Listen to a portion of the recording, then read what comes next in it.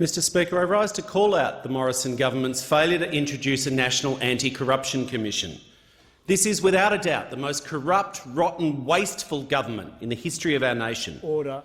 The member will withdraw the term that was just used then, and I'll ask you not to repeat it. I'll ask you to withdraw. I talked about this in question time just yesterday. So we're not allowed to call out the government for being corrupt? I didn't hear you in question time. Is that really your ruling now? That is absolutely correct. Sure. In the interest of continuing, I will withdraw. Unbelievable, but sure. That's your ruling, Mr Speaker. We will abide by it. This government has rorted billions of taxpayers' dollars. They treat taxpayer dollars as if they were Liberal Party dollars, as the Auditor-General shows year after year, shoveling taxpayer money to marginal seats. You know it. It's what happens. That's what they do.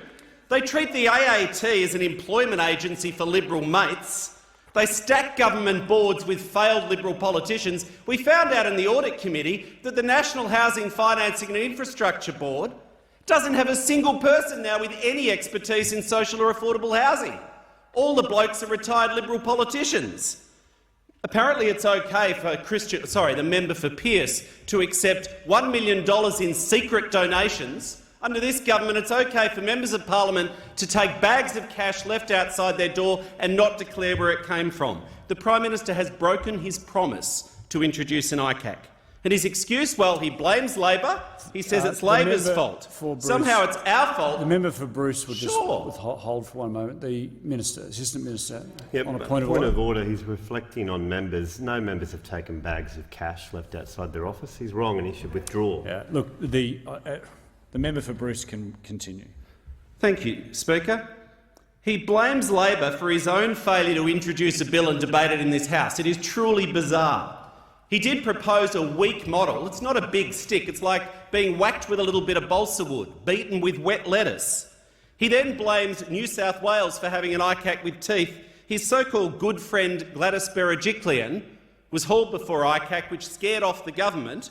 That's Gladys Berejiklian, who called him a horrible, horrible person and a complete psycho. And then his latest excuse, there's no time. Well, the parliament last week sat till 5 a.m. He has a record low number of sitting days. Here's a tip for the Prime Minister. You could schedule more sitting days and have a debate on a National Anti-Corruption Commission. Bring it on. He won't even have the debate, Mr Speaker. He's scared. Now, he's scared because the parliament may impose a model with teeth.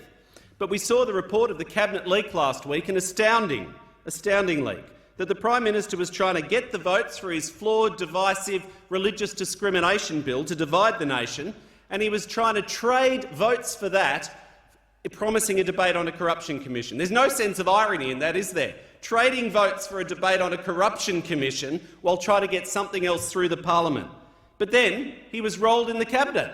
He was rolled because, get this, let this sink in, because the Cabinet, the Government of Australia, the most senior ministers in the government, was scared that there may be a corruption commission with retrospective powers that may investigate their own time in office. That's exactly what the media report said. Australians know that the Prime Minister has no intention of introducing an ICAC.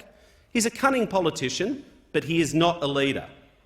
Now, it's not just a matter for the government and the Liberals. Sadly, it's a matter for the nation. It impacts our global standing in the global rankings of corruption.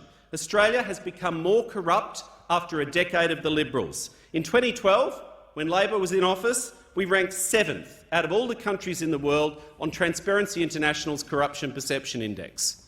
You know, we could do better, but not bad. Top 10. January this year, last month, the worst ever score that Australia has recorded. 18th globally we've fallen to. And the reason for the drop is the Prime Minister's failure to establish a federal anti-corruption commission. A decade in office. This bloke has lost touch, he's lost trust, he's now lost touch. He's out of ideas, out of time and out of office. And I'd seek leave to table this graphical illustration of the Transparency International Corruption Perception Index showing the fall of Australia under this Prime Minister. Is leave granted? Absolutely not. It is a fact.